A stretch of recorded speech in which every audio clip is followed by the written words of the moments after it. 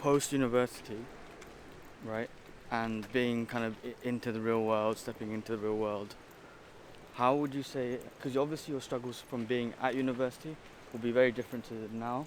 Yeah. What would you say are some of the key ones you think people our age group are currently feeling or even going through?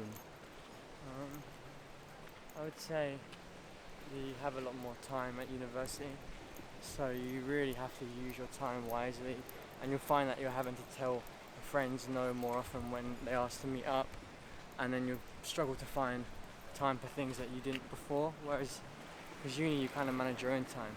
So like I would say to anyone who's still at university, really try and get your life, you know, it's not, you don't expect you to have be a success yet, but like get your life in order in terms of like things like gym, learn to cook, you know, pick up good habits, good skills, learn to drive, those things, because when it comes to working you run out of time. And if for those people who are working already, I would say really plan your weeks ahead. Yeah. No, that's actually very true. This is they have like a full-on fruit van at the Google back. Translate projecting his message, fair enough.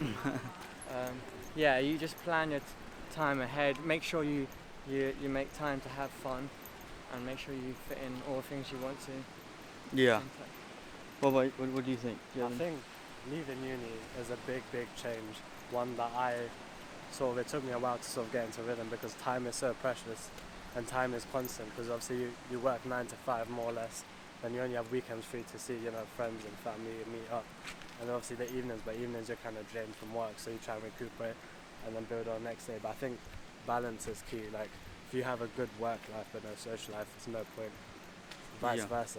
So I think you've got to, you know, have that balance, actually meet friends up, you know, do things you want to do, because you know, once you leave university you have that pressure to, you know, get a job, sort of get the job you want to do, rise up in that field, and sometimes it comes with disappointment when it doesn't happen in the time frame you want it as well. So I think you've got to just evaluate your true reasons and what you're trying to go into. That's very interesting. You mentioned about being on having a specific time frame.